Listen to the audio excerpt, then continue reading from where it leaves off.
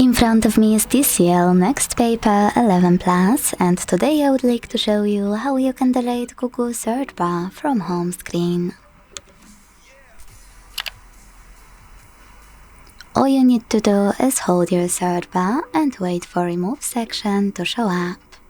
When it does, drag your search bar on top of it, and when you see that it's see-through, let go.